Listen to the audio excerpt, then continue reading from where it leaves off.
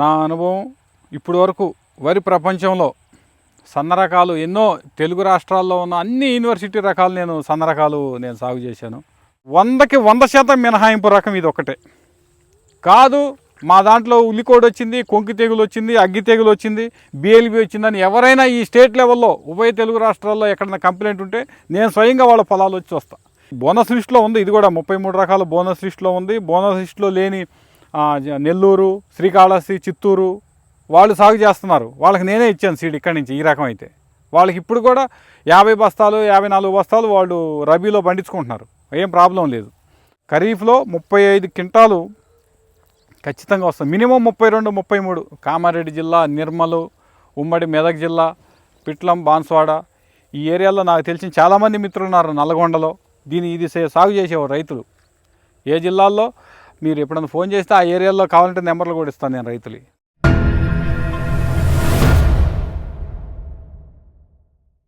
నా పేరు రవిరాజ నాయుడు, ఆంధ్రనగర్ గ్రామం, నందిపేట మండలం, నిజామాబాద్ జిల్లా. నేను గత 12 సంవత్సరాలుగా వరి వ్యవసాయం చేస్తున్నాను. 11 సంవత్సరాల్లో 7-8 సంవత్సరాలు అయితే సన్నాల రకాల మీదే ఉన్నాను. ఫస్ట్లో లావు రకాలు వేసేవాడిని. ఇప్పుడు నాకు ఈ సన్న రకాల మీద నా అనుభవం ఇప్పటి వరకు వరి ప్రపంచంలో సన్న రకాలు ఎన్నో తెలుగు రాష్ట్రాల్లో ఉన్న అన్ని యూనివర్సిటీ రకాలు సన్న రకాలు సాగు చేశాను. ప్రతి మినీ కిట్ కూడా నా దగ్గర ఉంటుంది. ఇప్పటి వరకు నేను చూసింది ఇది 2010లో మా గురువుగారు Kishan Reddy sir, Chandramohan sir develop చేసిన ఈ రకం బాగుందని ఆయన అప్పుడు ఫామ్ ఉండేది సార్కి, అన్ని రకాలు వేసేవాడు సార్ మా కిషన్ రెడ్డి సార్. అక్కడికి నన్ను తీసుకెళ్ళి 3855, 3844 ఈ మానేర్ సోనా ఈ రకం ఇవన్నీ నాకు చూపించారు. అప్పుడు 2010-11 నుంచి ఏడవకుండా నేను దీన్ని సాగులోకి 12లోనే వ్యవసాయం మొదలు నేను 12 నుంచి సాగు చేస్తున్నా. జేజీఎల్ మానేర్ సోనా అంటే 3828 అనే రకం. ఈ రకం గురించి దీని విశిష్టతలు బాగా ఉన్నాయి దీనికి. ఎట్లా అంటే ఇవాళ వరి అంటే వర్షాకాలం వరి అనగానే భయపడేది బిఎల్బి, ముఖ్యంగా బిఎల్బి, పాము పొడ, దోమ, పడిపోవటం, దిగుబడి సామర్థ్యం. ఇప్పుడు ఈ మానేర్ సోనా రకం నేను 8 సంవత్సరాల నుంచి సాగు చేస్తున్నానండి. నాకు ఈ మానేర్ సోనా 8 సంవత్సరాల సాగులో మీకు ఇది 1000 గింజల బరువు 15.5 గ్రాములు, అంటే బీపీటీ కన్నా కూడా ఒక 1/2 గ్రాము కన్నా ఎక్కువగానే బరువు. మళ్ళీ సన్నాల కిందకి పోదా అంటే సన్నాల్లోనే ఇంత బరువు ఏంటి, మరి బీపీటీయే బరువు ఎక్కువ కదా, మరి ఇది ఇంకా బీపీటీ కన్నా బరువు ఎట్లా బరువు ఎక్కువ అంటే, ఇప్పుడు ఇంత కర్రపుల్లకి ఇనప మొక్కకి ఎంత తేడా ఉంటుందండి. 4 కర్రపుల్ల మొక్కలను కర్రపుల్లలోనూ 4 ఇనప మేకలు 2 చేతిలో పోసుకుంటే ఆ సామర్థ్యం. ఇప్పుడు దీని గురించి ఇప్పుడు ఇంత గింజ సామర్థ్యం వేరే రకాలు లేవా? ఎన్ఎల్ఆర్ 33449 ఉంది కదా, ఆర్డీఆర్ 1200 ఉంది. అది కూడా గింజ దీనంత బలంగా ఇంత కనపడుతుంది, కానీ అది దీనంత ఇది కాలేదు.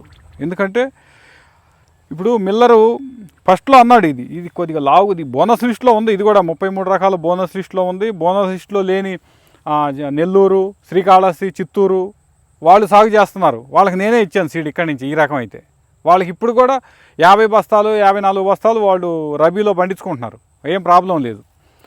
కానీ అక్కడే మిల్లర్ కొంటున్నాడు, దీన్ని కొంటాడు. ఎందుకు కొంటున్నాడంటే ఇప్పుడు ఉదాహరణకి ప్రతిదీ కూడా మనుషుల్లాగే వ్యక్తుల్లాగే రకాలను కూడా ఒకదాంతో ఒకటి పోల్చి చూసినప్పుడే కదా మనకి రైతు సాటిస్ఫై అయ్యేది. ముఖ్యంగా బీపీటీతో పోల్చుదాం. ముందు బీపీటీ మీద పోల్చుకుంటే దిగుబడి సామర్థ్యం 10 బస్తాలు తేడా ఉంది. అంటే బీపీటీ 50 బస్తాలు వచ్చిన వాళ్ళు కొన్ని ఏరియాల్లో ఉన్నారు, ఇది కూడా 50 బస్తాలు దిగుబడి సామర్థ్యం ఉంది. ఎందుకు పోల్చాలంటే దిగుబడి సామర్థ్యంతో పాటు గింజ నాణ్యత, అది కుకింగ్ క్వాలిటీ, దానంత కుకింగ్ క్వాలిటీ లేదు. ఇది కొద్ది గింజ చప్పగా ఉంటుంది అన్నం, గింజ పొడవు బీపీటీ మీద. బీపీటీ స్వీటు, ఇది కొంచెం అంత స్వీట్ ఉండదు. కానీ కష్టజీవులకి, కష్టపడి పనిచేసే వాళ్ళకి డైజెషన్, ముడి బియ్యం తింటే ఏ ఫీలింగో ఇది పాలిష్ పట్టిన బియ్యం తింటే కూడా అదే ఫీలింగు. అయితే మనం ఇప్పుడు దీన్ని పాలిష్ పట్టడానికి గింజ గట్టితనం, ఇప్పుడు ఆర్డీఆర్ 1200 ఉంది, దిగుబడి ఎక్కువే, 50-60 బస్తాలు కూడా పండుతుంది. బాగా ఇంత ఎత్తు హైట్ పెరిగి 2 కాలాల్లో 60 బస్తాలు రబీలో కూడా అయింది. కానీ అది మిల్లర్ కొనట్లేదు. ఎందుకంటే ఈ గింజ ఉన్నప్పుడు దానికి పాలిషు ఆయన బీపీటీ సైజ్ తీసుకురావడానికి కొద్ది పాలిష్ పడితే అది నోక అవ్వట్లేదు. నోక తౌడు ఇవాళ మంచి రేటు ఉంది, నోకైనా తౌడైనా ఆయన గిట్టుబాటే. 1/2 అవుతుంది, సగానికి ఇరుగుతుంది గింజ. అదే గింజ అదే సైజు అట్లాగే ఉన్న మరి ఈ గింజ మీరు బీపీటీ కాదు, ఆల్మోస్ట్ దీన్ని తలుచుకుంటే 6.5 సైజు కూడా పాలిష్ బట్టి తీసుకురాగలుగుతున్నాడు మిల్లర్. కానీ ఇది ఇరగట్లేదు, నడుము ఇరగట్లేదు. ఎంత పాలిష్ పట్టినా తౌడు వస్తుంది కానీ గింజ కటింగ్ అవ్వట్లేదు. ఈ ఒక్క బేస్ మీదే తమిళనాడు మిల్లర్స్ దీనికి కొంటున్నారు, చిత్తూరు, నెల్లూరు నుంచి. ఆ ఏరియా రైతులు ఎవరైనా ఉంటే అక్కడ అడ్రస్లు కూడా చెప్తాను నేను, ఎక్కడ పండుతుంది, ఏ మండలాల్లో పండుతుంది అనేది. విజయనగరం, శ్రీకాకుళం కూడా నేను ఈ ఫీడ్బ్యాక్ ఉంది నా దగ్గర, బాగా పండుతుంది అక్కడ కూడా. ఉభయ గోదావరి జిల్లాలు, కృష్ణ, ఈ 3 జిల్లాల్లో మాత్రం దిగుబడి పెద్దగా లేదని నా దగ్గర తీసుకున్న వాళ్ళు కొంతమంది చెప్పారు. ఈ 3 జిల్లాల్లో మామూలు దిగుబడేనండి, గొప్పగా ఏమి అంత అనిపించలేదు అని అన్నారు. ఇక దీని అనుకూలతలు మాట్లాడుకుందాం. ముందు కాల పరిమితి. ఖరీఫ్లో మే 15, మే 20కి అట్లా నారు పోస్తే మాత్రం 145 రోజులు వస్తుంది. జూన్లో నారు పోస్తే ఖచ్చితంగా 135 రోజులే. దీని విశిష్టతలు కంకిలో 380 గింజలు అండి, 380 గింజలు ఒక కంకికి, 350 గింజలు పిల్ల కంకిలో. అయితే దీనికి పిలక శాతం కూడా 18 నుంచి 20 పిలకలు, 380 గింజలు, 15 నుంచి 18, 20 వరకు. 20 కన్నా ఎక్కువ దుబ్బు చేయదు ఇది. కొన్ని ఏరియాల్లో ఉందంటున్నారు కానీ నా చేలో అయితే ఎప్పుడు చేయలేదు. నాకు ఈ 8 సంవత్సరాల అనుభవంలో 4 సార్లు 35 క్వింటాలు వచ్చింది. అది అప్పుడు గుడ్ క్లైమేట్ కండిషన్స్ ఉన్నాయి. నేను అదిగా కొంచెం ఎరువు దోలి, చౌడు భూమి అయినా కూడా నల్ల మట్టో, ఎర్ర మట్టో, ఎరువో, జీలుగో, ఈ ఇప్పుడు నాటిన తర్వాత దీన్ని దమ్ము చేయటం, ఇట్లా ఈ యాజమాన్య పద్ధతులు మొదటి నుంచి చేసుకుంటూ వస్తున్నా. ఈ యాజమాన్య పద్ధతులు చేసిన తర్వాత దిగుబడి వచ్చింది. మొదట్లో 32 క్వింటాలే వచ్చింది నాకు ఇది. మా సార్ అనేవాడు ఇది 35, 36 వస్తుంది అనేవాడు కిషన్ రెడ్డి సార్. మరి నాకు రావట్లేదు సార్ అంటే, భూమి నువ్వు డెవలప్ చేసుకో, భూమిని డెవలప్ చేయి, తర్వాత వస్తుంది అనేవాడు ఆయన. సార్ చెప్పినట్టుగానే ఒక 4 ఏళ్ళు దీన్ని బాగా ఖర్చు పెట్టే భూమికి, తర్వాత నుంచి నాకు దిగుబడి పెరిగింది. మళ్ళీ గత 3 ఏళ్ళుగా మళ్ళీ 2 ఏళ్ళ నుంచి 35 రావట్లేదు, 32, 33, 33.5, 34లో ఆగుతుంది. మరి అది వాతావరణం, మరి కండిషన్స్ మరి ఏమో తెలియట్లేదు. దీని జనరల్గా దిగుబడి సామర్థ్యం అయితే 35 క్వింటాలు అండి, ఖచ్చితంగా 35 క్వింటాలు. అది కొంచెం మంచి భూమి అయ్యండి, పొటాషు, సూక్ష్మ పోషకాలు, సేంద్రీయ కర్బన భూములు అయితే 35 క్వింటాలు వస్తుంది. మా చౌడు భూమిలోనే 35 వచ్చిన రోజులు ఉన్నాయి 3 పంటలు, తర్వాత 33, 34 వచ్చిన రోజులు ఉన్నాయి.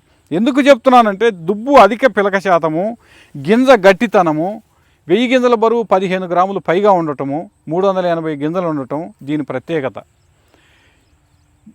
ఇన్ని ప్రత్యేకతలు ఉన్న దీనికి రబీలో అనుకూలతలు చెప్పుకున్నాం. ఇప్పుడు ప్రతికూలతల విషయానికి వస్తే ముఖ్యంగా రబీలో 150 నుంచి 155 రోజులు.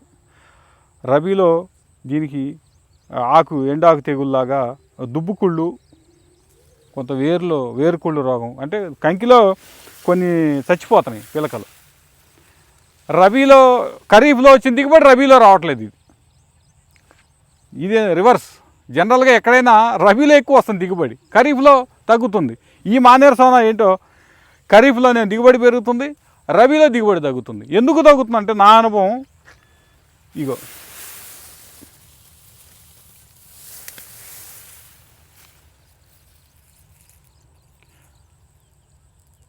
వేరుకుళ్ళు రోగం 15-20 పిలకలు చేస్తే దీంట్లో 6-7 చచ్చిపోతున్నాయి సగం గట్టి పడగానే.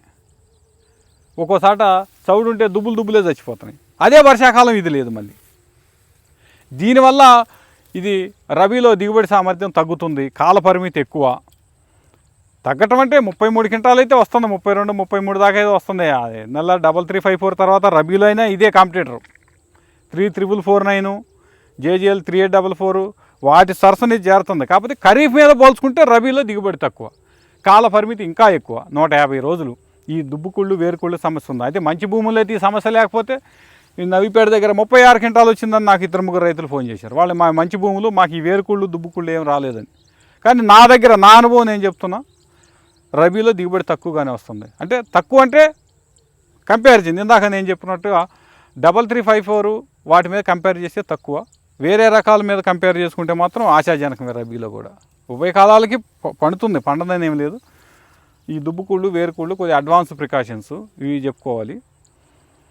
ఇక ఇవాళ దీనికి ఇంకొక గొప్ప విశిష్టత ఇందాక నుంచి చెప్పలేదు, ఇప్పుడు చెప్తాను. వరి ప్రపంచంలో ఉల్లికోడు, బిఎల్బి, అసలు కొంకి తెగులు, అగ్గి తెగులు 100కి 100% మినహాయింపు రకం ఇది ఒకటే కాదు. మా దాంట్లో ఉల్లికోడు వచ్చింది, కొంకి తెగులు వచ్చింది, అగ్గి తెగులు వచ్చింది, బిఎల్బి వచ్చిందని ఎవరైనా ఈ స్టేట్ లెవెల్లో ఉభయ తెలుగు రాష్ట్రాల్లో ఎక్కడైనా కంప్లైంట్ ఉంటే నేను స్వయంగా వాళ్ళ పొలాలు వచ్చి వస్తా. దీనికి బిఎల్బి వచ్చిందని కానీ, కొంకి తెగులు, అగ్గి తెగులు వచ్చిందని కానీ ఏ రైతైనా నాకు ఫోన్ చేస్తే నేను వచ్చి స్వయంగా చూస్తా, అది కాదని నిరూపిస్తా. నేను ఈ రకానికి ప్రతి ఖరీఫ్లో అయినా రబీలో అయినా వస్తే కొంత ఒక అరెకరమైన నా చేలో ఉంటుంది ఈ రకం. మీకు రబీలో రావచ్చు, ఖరీఫ్లో నేను అక్టోబర్లో వస్తాను. నేను అక్టోబర్లో నా పొలం చూడవచ్చు. దీని విశ్వరూపం అప్పుడు చూస్తారు ఖరీఫ్లో. ఇది కొంకి తెగులు కానీ, అగ్గి తెగులు కానీ, పాంపోడ కానీ, ఉల్లికోడు కానీ దీనికి ఉన్న ఒకే ఒక మైనస్, కొద్దిగా 10-20 పిలకల్లో 2 పిలకలకి పొట్టకుళ్ళు రోగం ఉంటుంది. ఇంకోటి దీని మెయిన్ డ్రాబ్యాక్ అన్ని రకాలకు ఉన్నట్టు ఇప్పుడు అన్నిటి మినహాయింపు ఇచ్చాం, కానీ అన్ని రకాలలాగే దీనికి మినహాయింపు ఇవ్వలేనిది ఏదన్నా ఉందంటే కేవలం కంకినల్లి. కంకినల్లికి పూర్తి మినహాయింపు ఇవ్వలేకపోతున్నాం. కొంకి తెగులు, అగ్గి తెగులు, పాంపోడ, ఉల్లికోడు 100కు బిఎల్బి 100కి 100% ఖరీఫ్లో మినహాయింపు ఇచ్చాము, రబీలో కూడా మినహాయింపు ఇది. కానీ అన్ని రకాలకు వచ్చినట్టే కంకినల్లికి 100% మినహాయింపు ఈ రకానికి రావట్లేదు. దీనికి ఖచ్చితంగా నేను 2 ప్రికాషన్స్గా ప్రివెంటివేనండి. వాళ్ళ సన్నాలు ఏది ఉన్నా లేకపోయినా అన్నీ ఉన్నాయనుకునే యాజమాన్య పద్ధతులు ఉండాలి. ప్రివెంటివ్గా నేను బిర్రు పొట్ట మీద తెల్ల కంకి రాకుండా సింజెంటా వాళ్ళ ఎన్సిపిఓతో పాటు ఓ ఫార్ములా 4 ఎన్సిపిఓ, ఓ ఫంగిసైడు ఖచ్చితంగా, దాంతో పాటు అతి ముఖ్యమైనది స్పైరోమిస్పిన్ 150 ml ఖచ్చితంగా స్ప్రే చేసి తీరాల్సింది. కంకులన్నీ బయటకు వచ్చిన తర్వాత మొత్తం అంతా ఈని ఒక 15 రోజుల తర్వాత మళ్ళీ ఖచ్చితంగా చీజ్ మైట్ లేదా ర్యాలీస్ వాళ్ళది సెడ్నా ప్రాపర్ గైడ్ ఏదన్నా మళ్ళీ ఇంకొక నల్లి 2 సార్లు మీరు నల్లి మందు కొట్టుకుంటే 35 క్వింటాలు ఎందుకు రాలేదో నాకు చెప్పండి. రీతైన ఎరువుల యాజమాన్యం పాటించిన తర్వాత ఇది ఎందుకు దిగుబడి తగ్గుతుంది అనేది మీరు చెప్పరు, నేను అసలు వినను కూడా.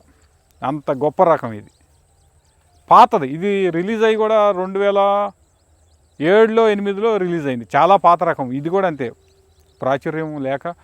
ప్రచారం లేక ప్రాచుర్యం రాలేదు. అప్పట్లో కొంత మిల్లర్లు.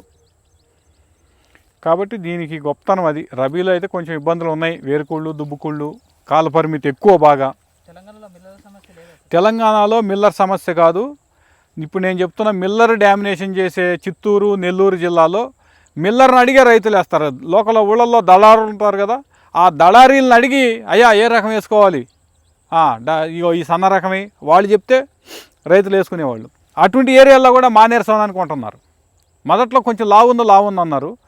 తర్వాత దీన్ని పాలిష్ చేసుకోవడానికి అనుకూలమా కాదా అని తెలుసుకున్న తర్వాత ఇప్పుడు శ్రీకాళహస్తి ఏరియాలో ఉంది, నెల్లూరు కావలి ఏరియాలో ఉంది, చాలా ఏరియాల్లో ఇప్పుడు ఇది ఆంధ్ర సైడ్ శ్రీకాకుళం, విజయనగరం ఆ జిల్లాల్లో ఉంది. తెలంగాణ అంతటా అనుకూలమే. మిల్లర్ సమస్య ఎట్టి పరిస్థితుల్లోనూ లేదు. దీనికి మిల్లర్ సమస్య రాదు కూడా.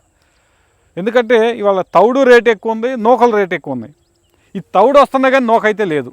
ఎండాకాలం కూడా నూక కాదు ఇది, పొట్ట తెలుపు అసలు లేదు, అంత గట్టి రకం ఇది. బలంగా చెప్తా దీనికి మిల్లర్ సమస్య ఎక్కడ ఆంధ్రాలోనే రాలేదు, ఇంకా మన తెలంగాణలో ఏముంటుంది. ఇప్పుడైనా ఇప్పుడు ఈ ప్రభుత్వాలు కేసీఆర్ గారు దిగిపోయే ముందు ఇప్పుడు ఉన్న రేవంత్ రెడ్డి గారు వీళ్ళు ఏంటంటే తగ్గించండి, వరి తగ్గించండి అంటున్నారు. కాబట్టి రేపు ఎప్పుడన్నా సమస్యలు వస్తాయేమో అన్నట్టుగా ఇప్పుడు 3855ని మేము ఇప్పటి నుంచే వెలుగులోకి తెచ్చి ఒకవేళ ఇది కాకపోతే దాన్ని మనం ఇది చేసుకోవచ్చు. అది ఎందుకంటే దానికి గవర్నమెంట్ ప్రొక్యూర్మెంట్తో పని లేదు. ఏ మిల్లర్ అయినా కొన్ని తీరుతాడు. అది అంత మంచి రకం, మంచి కుకింగ్ క్వాలిటీ, సూపర్ ఫైన్ రకం. కాబట్టి దాన్ని ఇప్పుడు మళ్ళీ మేము డెవలప్ చేస్తున్నాం. దిగుబడి అప్పట్లో అయినా అదే దిగుబడి, ఇప్పుడైనా ఇదే దిగుబడి. మానేరు సోనా 3855తో పోటీ పడగల దిగుబడి అండి.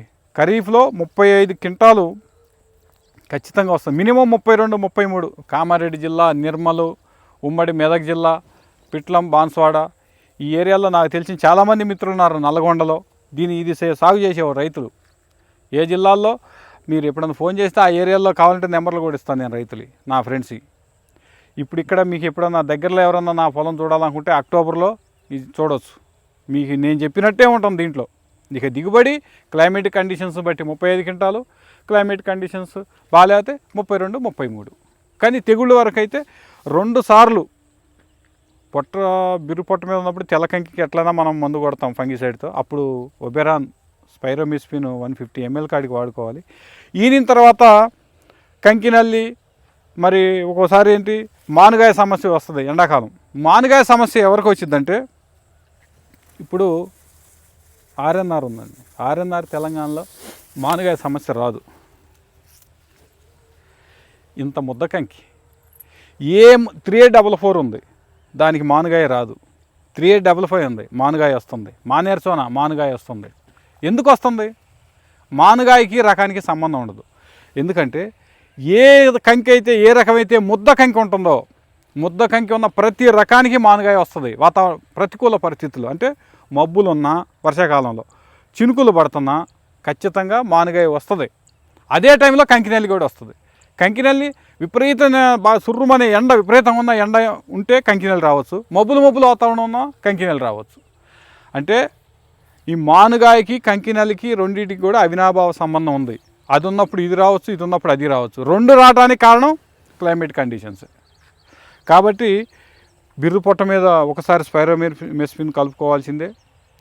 తర్వాత ఈనిన తర్వాత మనకి వాతావరణ పరిస్థితులు బాగాలేక మానుగాయకి ప్రివెంటివ్గా కొడతాం మేమైతే. ఏది కూడా ఇవాళ వచ్చిన తర్వాత చూద్దాం అనుకుంటే మాత్రం నష్ట నివారణకి చర్యలు కూడా ఉండవు. దానికి అడ్వాన్స్గా స్ప్రే చేసుకోవటమే. నేనైతే అంతే. టెస్టింగ్లో ఉన్న మినీ కిట్లు లేదంటే 4-5 పంటల వరకు కొద్ది మొత్తంలో పెట్టి అసలు స్ప్రే చేయను. కానీ నేను సర్టిఫై చేసుకున్న రకాలకు మాత్రం అడ్వాన్స్గానే కొడతాను. ఇట్లాంటి ముద్ద కంకి ఉన్న దేనికైనా మానుగాయ వస్తుంది. కంకినెల్లి కూడా అట్లాగే ఆ టైంలో మానుగాయ మందు స్ప్రే చేసేటప్పుడే కంకినెల్లికి మళ్ళీ రెండోసారి ఒబెరాన్ అన్న కలుపుకోవచ్చు, లేదంటే ర్యాలీసోళ్ళ సెడ్నా కానీ, ప్రాపరాగేట్ కానీ, సీజ్మైట్ కానీ ఏదైనా ఒకటి వాడుకోవచ్చు. ఇది దీని యొక్క దిగుబడి సామర్థ్యం, దీనికి ఉన్న బలం, దీనికి ఉన్న బలహీనతలు.